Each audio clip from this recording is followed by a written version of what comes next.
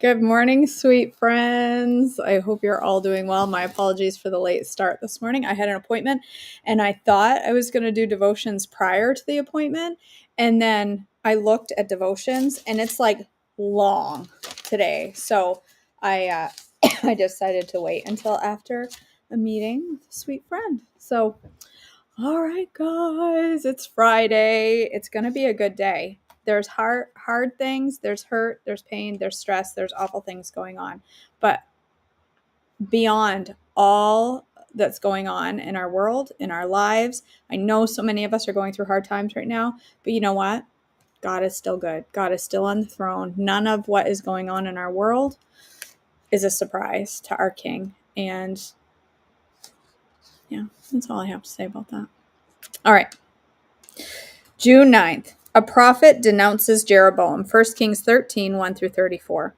At the Lord's command, a man of God from Judah went to Bethel, arriving there just as Jeroboam was approaching the altar of burnt incense. Then, at the Lord's command, he shouted, O altar, this is what the Lord says. A child named Josiah will be born into the dynasty of David. On you he will sacrifice the priests from the pagan shrines who come here to burn incense, and human bones will be burned on you. That same day, a man of God gave a sign to prove his message. He said, The Lord has promised to give this sign. This altar will split apart, and its ashes will be poured out on the ground. When King Jeroboam heard the man of God speaking out against the altar of Bethel, he pointed at him and shouted, Seize that man! But instantly the king's hand became paralyzed in that position, and he couldn't pull it back. At the same time, a wide crack appeared in the altar, and as ashes poured out, just as the man of God had predicted, just as the man of God had predicted in his message from the Lord. The king cried out to the man of God, Please ask the Lord your God to restore my hand again. So the man of God prayed to the Lord, and the king's hand was restored, and he could move it again. Then the king said to the man of God, Come to the palace with me and have something to eat, and I will give you a gift. But the man of God said to the king, Even if you gave me half of everything you own, I would not go with you. I would not eat or drink anything in this place. For the Lord gave me this command, You must not eat or drink anything while you are there, and do not return to Judah by the same way you came. So he left Bethel and went home another way. As it happened, there was an old prophet living in Bethel, and his sons came home and told him what the man of God had done in Bethel that day. And they told their father what the man had said to the king. The old prophet asked them, Which way did he go? So that they showed their father which road the man of God had taken. Quick, saddle the donkey, the old man said. So they saddled the donkey for him, and he mounted it. Then he rode after the man of God and found him sitting under a great tree. The old prophet asked him, Are you the man of God who came from Judah? Yes, I am, he replied. Then he said to the man of God, Come home with me and eat some food. No, I cannot, he replied. I am not allowed to eat or drink anything here in this place, for the Lord gave me this command. You must not eat or drink anything while you are there, and do not return to Judah by the same way you came. But the old prophet answered, I am a prophet too, just as you are. And an angel gave me this command from the Lord. Bring him home with you so he can have something to eat and drink. But the old man was lying to him. So they went back together, and the man of God ate and drank at the prophet's home. Then, while they were sitting at the table, a command from the Lord came to the old prophet. He cried out to the man of God from Judah, This is what the Lord says. You have defied the word of the Lord and have disobeyed the command the Lord your God gave you. You came back to this place and ate and drank where he told you not to eat and drink. Because of this, your body will not be buried in the grave of your ancestors. After the man of God had finished eating and drinking, the old prophet saddled his donkey for him, and the man of God started off again. But as he was traveling along, a lion came out and killed him. His body lay there on the road with the donkey and the lion standing beside it. People who passed by the body lying on the road and the lion standing beside it, and they went and reported it in Bethel, where the old prophet lived. When the prophet heard the report, he said, It is the man of God who disobeyed the Lord's command. The Lord has fulfilled his word by causing the lion to attack and kill him. Then the prophet said to his son, Saddle a donkey for me. So they saddled a donkey, and he went out and found the body lying on the road. The donkey and lion were standing there beside it, for the lion had not eaten the body nor attacked the donkey. So the prophet laid the body of the man of God on the donkey and took it back to the town to mourn over him and bury him.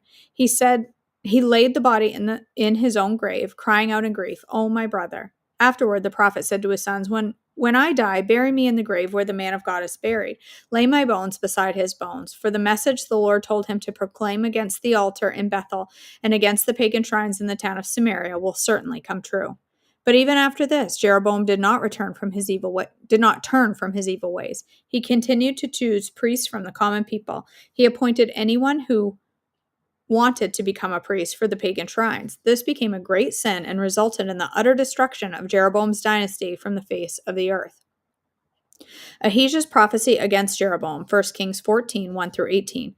At that time, Jeroboam's son Abijah became very sick. So Jeroboam told his wife, "Disguise yourself so that no one will recognize you as my wife. Then go to the prophet Ahijah at Shiloh, the man who told me I would become king. Take him a gift of 10 loaves of bread, some cakes, and a jar of honey, and ask him what will happen to the boy." So Jeroboam's wife went to Ahijah's home at Shiloh, and he was an old man now and could no longer see. But the Lord told Ahijah, Jeroboam's wife will come here, pretending to be someone else. She will ask you about her son, for he is very sick. Give her the answer I give you. So when Ahijah heard her footsteps at the door, he called out, "Come in here, wife of Jeroboam. Why are you pretending to be someone else?" Then he told her, "I have bad news for you. Give your husband Jeroboam this message from the Lord, the God of Israel. I promoted you from the ranks of the common people and made you ruler over my people in Israel. I ripped the kingdom away from the family of David and gave it to you. But you have not been like my servant David, who obeyed all of my commands and followed me with all of his heart, and always did whatever I wanted. You have done more evil than all who lived before you. You have made other gods for yourself and have made me furious with your gold calves. And since you have turned your back on me, I will bring disaster on your dynasty and will destroy every one of your male descendants, slave and free alike, anywhere in Israel. I will burn up your royal dynasty as one burns up trash until it is all gone. The members of Jeroboam's family who die in the city will be eaten by dogs, and those who die in the field will be eaten by vultures. I, the Lord, have spoken." Then Ahijah said to Jeroboam's wife, "Go on home, and when you enter the city, the child will die. All Israel will mourn for him and bury him. He is the only member of your family who will have a proper burial, for this child is the only good thing that the Lord, the God of Israel, sees in the entire family of Jeroboam. In addition, the Lord will raise up a king over Israel who will destroy the family of Jeroboam. This will happen today, even now. Then the Lord will shake Israel like a reed whipped in a stream. He will uproot the people of Israel from this good land that he gave their ancestors and will scatter them beyond the Euphrates River, for they have angered the Lord with the Asherah poles they have set up for worship. He will abandon Israel because Jeroboam sinned and made Israel sin along with him. So Jeroboam's wife returned to Tirzah, and the child died just as she walked through the door of her home. And all of Israel buried him and mourned for him as the Lord had promised through the prophet Ahijah. Rehoboam's rule in Judah, 1 Kings 14, 21 through 24. Meanwhile, Rehoboam, son of Solomon, was king in Judah. He was 41 years old when he became king, and he reigned 17 years in Jerusalem, the city of David. The city the Lord had chosen from among the tribes of Israel as the place to honor his name. Rehoboam's mother was Naamah, an Ammonite woman. During Rehoboam's reign, the people of Judah did what was evil in the Lord's sight, provoking his anger with their sin, for it was even worse than that of their ancestors, for they built themselves pagan shrines and set up sacred pillars and Asherah poles on every high hill and under every green tree. There were even male and female shrine prostitutes throughout the land. The people imitated the detestable practices of the pagan nations the Lord had driven from the land ahead of the Israelites.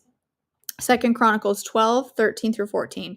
King Rehoboam firmly established himself in Jerusalem and continued to rule. He was 41 years old when he became king, and he reigned 17 years in Jerusalem, the city the Lord had chosen from among all the tribes of Israel as a place to honor his name.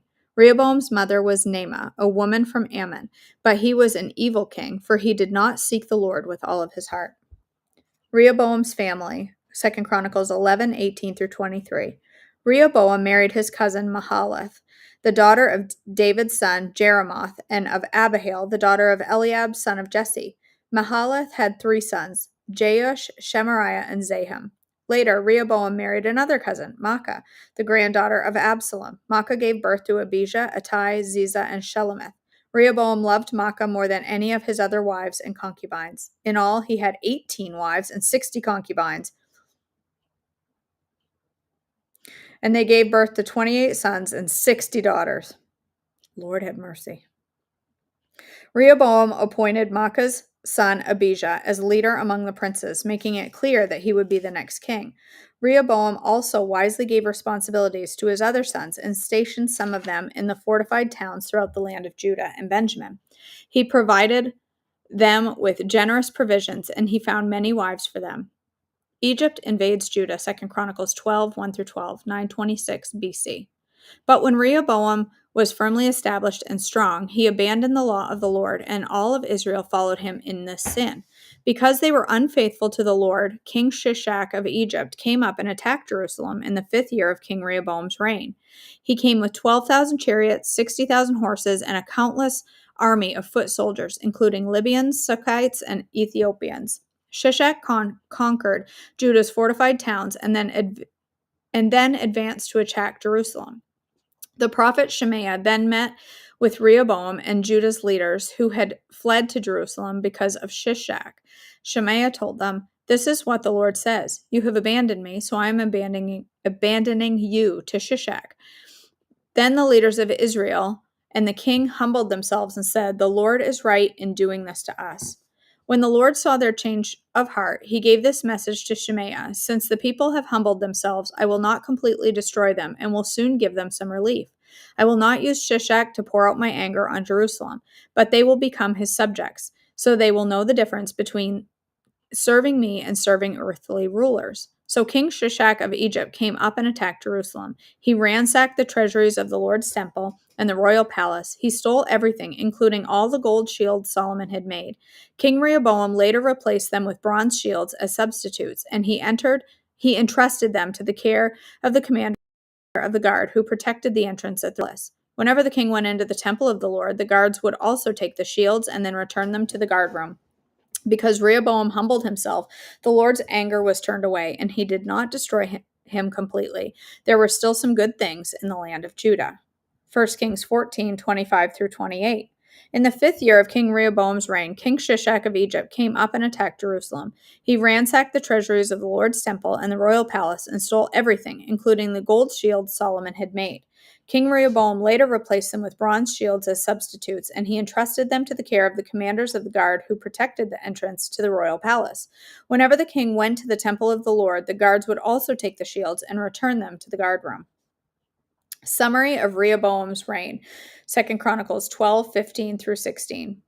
The rest of the events of Rehoboam's reign, from beginning to end, are recorded in the book of Shemaiah the prophet and the record of Iddo the seer, which are part of the genealogical record. Rehoboam and Jeroboam were continually at war with each other. When Rehoboam died, he was buried in the city of David, and then his son Abijah became the next king. 1 Kings 14, 29 through 31. The rest of the events in Rehoboam's reign and everything he did are recorded in the book of the history of the kings of Judah. There was constant war between Rehoboam and Jeroboam. When Rehoboam died, he was buried among his ancestors in the city of David. His mother was Naamah, an Ammonite woman. Then his son Abijam became the next king. Abijam rules in Judah, 1 Kings 15, 1 through 5, 913 BC.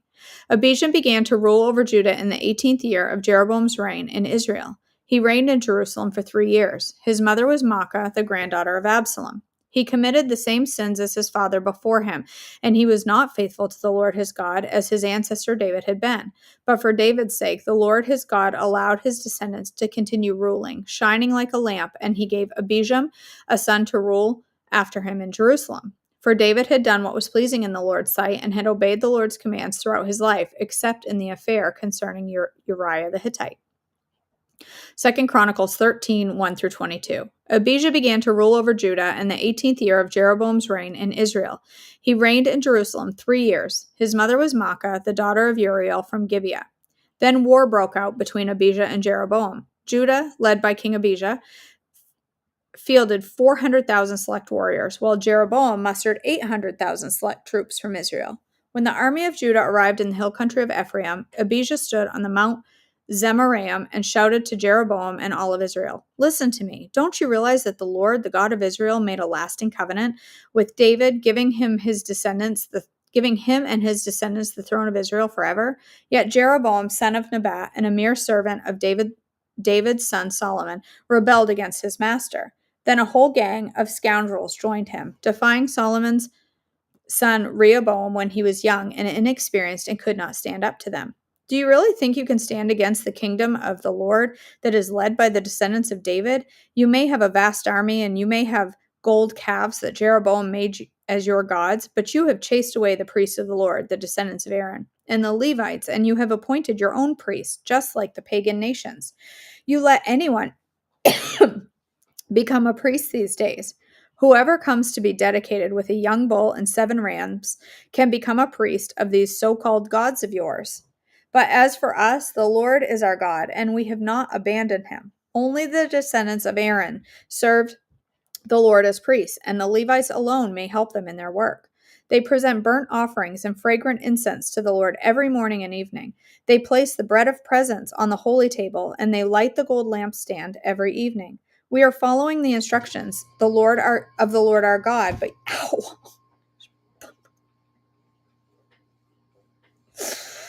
Oh, I hit my leg really hard. We are following the instructions of the Lord our God, but you have abandoned him.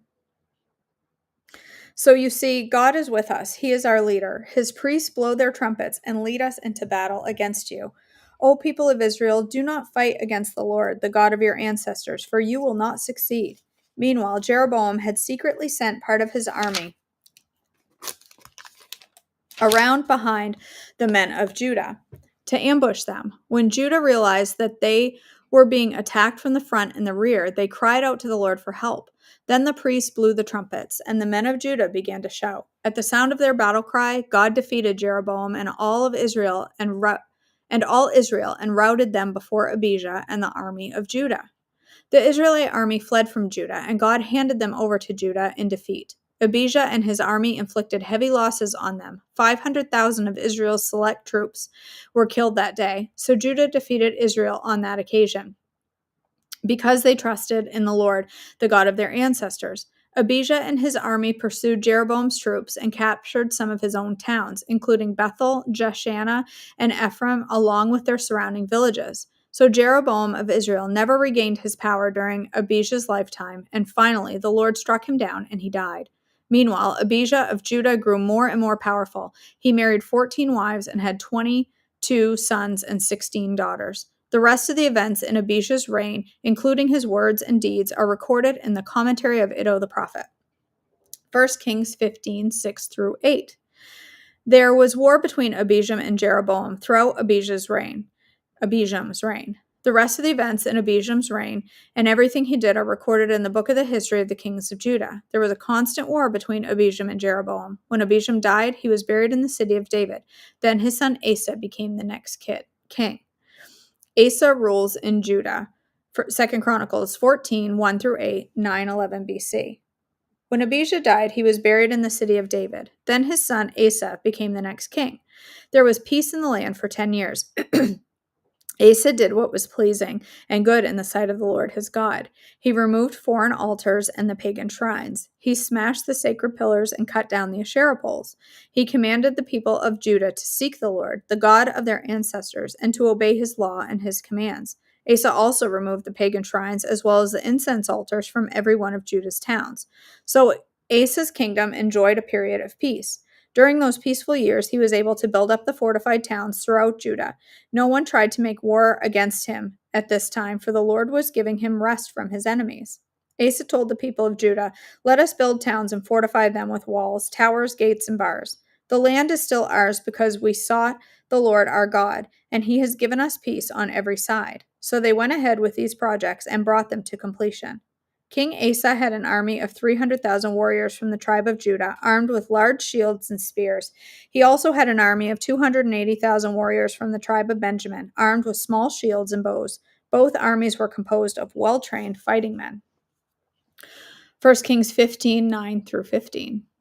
Asa began to rule over Judah in the 20th year of Jeroboam's reign in Israel. He reigned in Jerusalem for 41 years. His grandmother was Maacah, the granddaughter of Absalom. Asa did what was pleasing in the Lord's sight, as his ancestor David had done. He banished the male and female shrine prostitutes from the land and got rid of all the idols his ancestors had made. He even deposed his grandmother Maacah from her position as queen mother because she had made an obscene Asherah pole. He cut down her obscene pole and burned it in the Kidron Valley. Although the pagan shrines were not removed, Asa's heart remained completely faithful to the Lord throughout his life. He brought into the temple of the Lord the silver and gold and the various items that he and his father had dedicated. End of Jeroboam's reign, 1 Kings 14, 19 through 20, 910 BC. The rest of the events in Jeroboam's reign, including all his wars and how he ruled, are recorded in the book of the history of the kings of Israel. Jeroboam reigned in Israel 22 years. When Jeroboam died, his son Nadab became the next king. Nadab rules in Israel. 1 Kings 15, 25 through 26, 910 BC. Nadab, son of Jeroboam, began to rule over Israel in the second year of King Asa's reign in Judah. He reigned in Israel for 2 years, but he did what was evil in the Lord's sight and followed the example of his father, continuing the sins that Jeroboam had led Israel to commit. Baasha rules in Israel, 1 Kings 15, 27 through 34, 909 BC. When Baasha, son of Ahijah from the tribe of Issachar, plotted against Nadab and assassinated him while he and the Israelite army were laying siege to the Philistine town of Gibbethon, Baasha killed Nadab in the 3rd year of King Asa's reign in Judah, and he became the next king of Israel. He immediately slaughtered all the descendants of King Jeroboam so that not one of the royal family was left, just as the Lord had promised concerning Jeroboam by the prophet Ahijah from Shiloh. This was done because Jeroboam had provoked the anger of the Lord, the God of Israel, by the sins he had committed and the sins he had led Israel to commit. The rest of the events in Nadab's reign and everything he did are recorded in the book of the history of the kings of Israel. There was a constant war between King Asa of Judah and King Bashan of Israel. Baasha, son of Ahijah, began to rule over all of Israel in the 3rd year of King Asa's reign in Judah. Baasha reigned in Tirzah 24 years, but he did what was evil in the Lord's sight and followed the example of Jeroboam, continuing the sins that Jeroboam had led Israel to commit. Early years of Asa's reign, 2 Chronicles 14, 9 through 15, 896 BC. Once an Ethiopian named Zerah attacked Judah with an army of 1 million men and 300 chariots. They advanced to the towns of Mareshah, so Asa deployed his army for battle in the valley north of Mareshah. Then Asa cried out to the Lord his God, O Lord, no one but you can help the powerless against the mighty. Help us, O Lord our God, for we trust in you alone. It is in your name that we have come against this vast horde. O Lord, you are our God. Do not let mere men prevail against you. So the Lord defeated the Ethiopians in the presence of Asa and the army of Judah, and the enemy fled. Asa and his army pursued Gerar, and so many Ethiopians fell that they were unable to rally. They were destroyed by the Lord and his army, and the army of Judah carried off a vast amount of plunder. While they were at Gerar, they attacked all the towns in that area, and terror from the Lord came upon people there. As a result, a vast amount of plunder was taken from these towns too. They also attacked the camps of herdsmen and captured many sheep, goats, and camels before finally returning to Jerusalem. Asa's religious reforms, 2 Chronicles 15, 1 through 19. Then the Spirit of God came upon Azariah, son of Oded, and he went out to meet King Asa as he was returning from the battle. Listen to me, Asa, he shouted. Listen, all you people of Judah and Benjamin. The Lord will stay with you as long as you stay with him. Whenever you seek him, you will find him. But if you abandon him, he will abandon you. For a long time, Israel was without a true God, without a priest to teach them, without the law to instruct them. But whenever they were in trouble, they turned to the Lord, the God of Israel, and sought him out, and they found him. During those dark times, it was not safe to travel. Problems troubled the people of every land. Nation fought against nation, and city against city. For God was troubling them with every kind of problem. But as for you, be strong and courageous, for your work will be rewarded. When Asa heard this message from Azariah the prophet, he took courage and removed all the detestable idols from the land of Judah and Benjamin in the town he had captured in the hill country of Ephraim. And he repaired the altar of the Lord, which stood in front of the entry room of the Lord's temple. Then Asa called together all the people of Judah and Benjamin, along with the people of Ephraim, Manasseh, and Simeon, who had settled among them. For many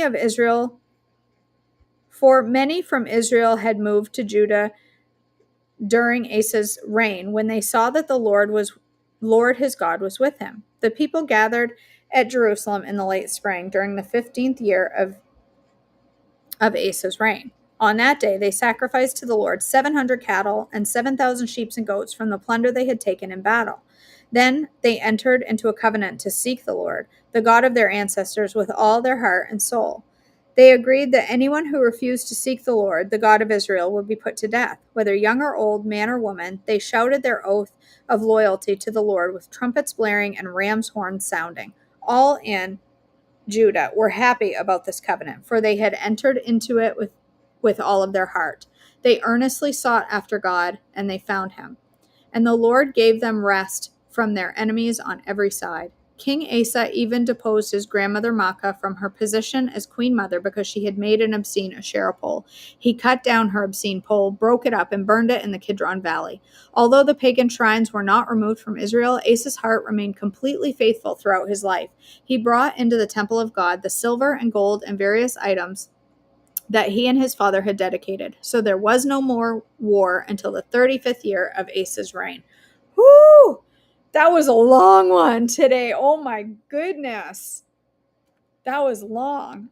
This is my favorite part out of everything we just read. Verse 15, the end of verse 15 says, they earnestly sought after God and they found him. I like that. All right, let's move on to Unshakable. We are on day, I think, 160. This is a wild guess. I think it's day 160.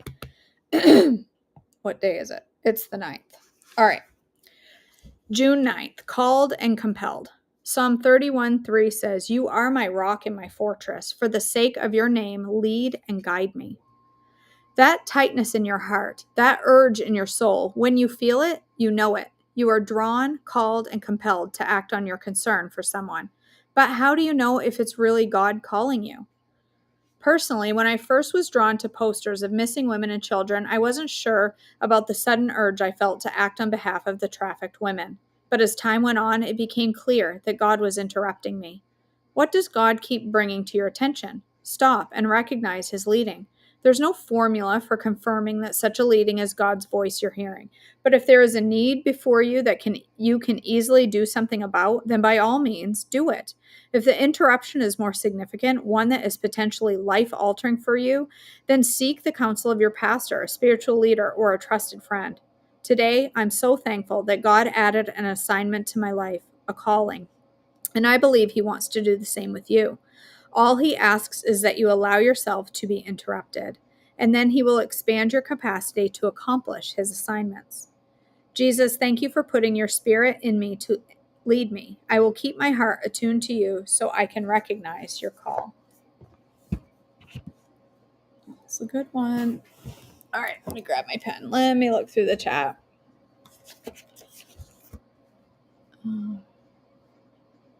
Jackie's not here to tell us how many days are left till the retreat.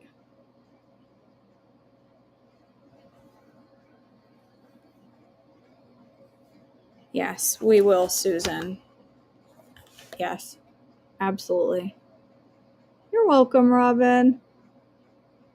Yes, if you have never sent me your birthday, please do.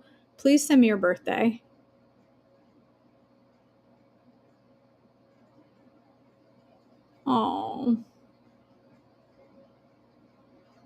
Oh, Melissa. I'm glad he made it through. I'm sorry he doesn't feel well. Thank you, Susan. Oh, thank you, Violet. It's interesting that Solomon says there is nothing new under the sun, and here we are following a similar path, falling away from God and his commandments, having leaders who don't serve God. 100%.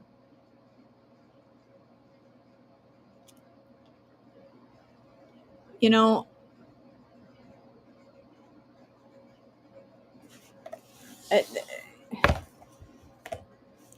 prayer is the only thing that's going to do that, Elizabeth. And it's not a matter of it's not a matter of prayer changing God's mind or changing the direction of maybe leaders in our country, but prayer changes our hearts. And if we came together in prayer as a nation in earnest prayer and sought God, we would find him, just like that verse just said. If we earnestly sought with our hearts, we would find God. And that's what's needed more than anything.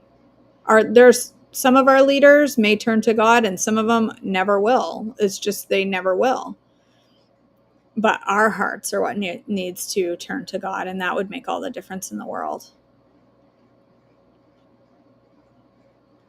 Yeah, absolutely. He doesn't change.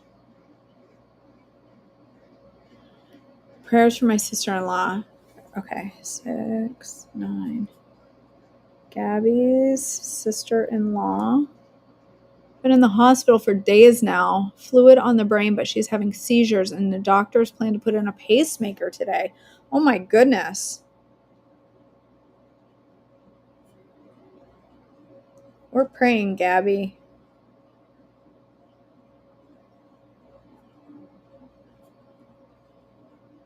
That's scary stuff.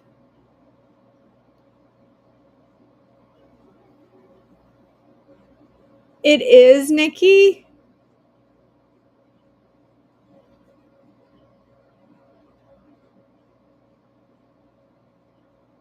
Hey, Pam. I'm so glad you're here. You know what? This is my third year. My third year reading through this chronological Bible. And every single year when I read it, I feel like I read something different. And it's the same passage, but I absorb it differently. Different things stick out to me. I can read a passage 3 years in a row and not remember it, but then now all of a sudden something sticks out differently to me. And that's why it's so important that we spend every single day in the Word, that we spend time in the Word every single day. I'm glad you're here with us, Pam. Oh, we'll be praying for Ben. We'll be praying for Jen. We'll be praying, Jennifer, for Ben. I'm going to write that down.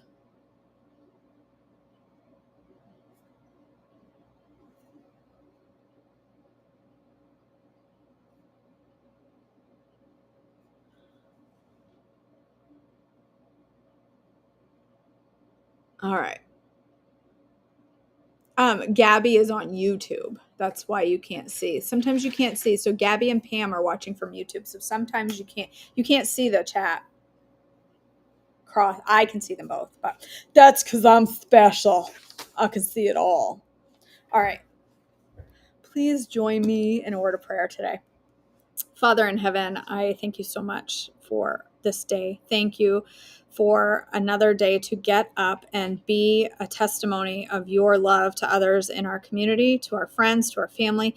Thank you, God, for all the blessings that you give us. And I pray that you will help us to recognize them in our everyday life. There is so much pain and struggle and hurt going on in our world, in our homes. And Father, you know every bit of it. None of it is a surprise to you. And I pray, God, that you will remind us of that daily, that if we earnestly seek you in our day, we will find you. Your word promises that.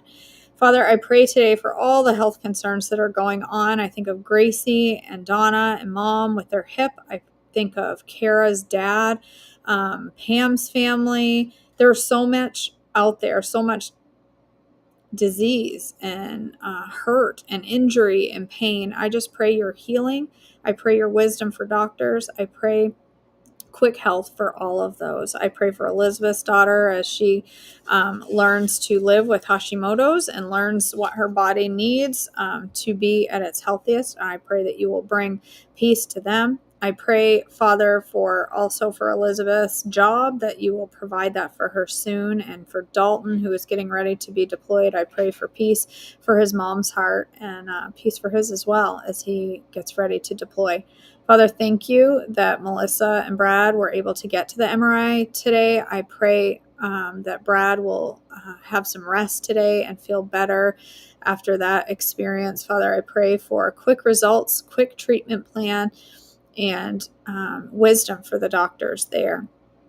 Thank you for Dorothy and her successful surgery. I pray for continued recovery. I pray, Father, for those that are coming to the retreat, for the travel plans that are being made, and I pray for just everything to come together there for everyone, both time-wise, financially, for everything that has to take place between now and the retreat. I pray that you will help all of that come together quickly and within your will, Father. I pray for Hannah and her family, and that I pray that Kevin is feeling better, and that you will continue to provide healing there. I pray for those struggling on their THM journey. There's so many, Father. I know specifically of Amber, Melanie, Joy, and Davinia, who all are asking for prayer in their journey. And I pray, Father, that you will bless each and every one of them. Father, I pray for Jennifer, whose daughter is looking for a new college with a bowling scholarship. I pray that you will bless that, bless her search there, give her wisdom and guidance and discernment for the right school. I pray for my friend Christina and her sons Benedict and Leo, and the health struggles that they're going through right now. It's hard for a mom to watch her babies be sick. I pray that you will help Christina in this tough time to just have the strength that she needs, and the encouragement from people around her, and the support from family as she walks through these things. Father, thank you for a good surgery for Nikki's daughter, Ayla. I pray that you will control the pain for her now that those teeth have been removed. I pray that she will quickly recover from that. I thank you for Marin's recovery from her surgery as she starts to move towards normal eating now, that you will continue to heal and bless her. Father, I pray for Gabby and her sister-in-law, who's in the hospital with devastating difficulties with fluid on the brain, a pacemaker being installed. Father, I pray for Gabby and all of her family as they walk through this difficulty, and I pray for her sister-in-law for peace, for comfort, and for quick healing, and for wisdom for those doctors. Father, I pray for Jennifer's son, Ben, as he goes for lifeguard testing today, and that's very nerve-wracking, and I know, Father, that you will give him the strength he needs to perform well and to get through this process, and that I just thank you for the opportunity for him to be able to do this. Father, I also pray for Robin, whose neighbor had a garage fire. I pray, Father, that you will bring somebody into her life to share Jesus more than anything. I pray that those that will provide help to her during this time of loss, that somebody will also bring the love of Jesus along with them and share that with her. Father, thank you for the opportunity to bring our requests to you. Thank you for this time together with all of these amazing people that join together in prayer to our King. Thank you for that opportunity to boldly approach your throne. I pray that you will go with us today and keep our eyes and hearts focused on you in everything that we say and do. In your precious name I pray. Amen. All right, my friends. Thank you so much for joining me today for devotions. I know it was a long one. It was a long reading today. A long devotion. But nothing wrong with a little extra time in the Word, right? It's a good thing. I know I was late this morning due to meetings. I will be late tomorrow as well, likely, as we will be on the road for some things. So I don't know what time I'm going to be live for devotions. It will depend on where I have cell service. So I will be live as soon as I can tomorrow morning, and I will see you then. Thank you all for joining me. I love you so much. Talk to you soon.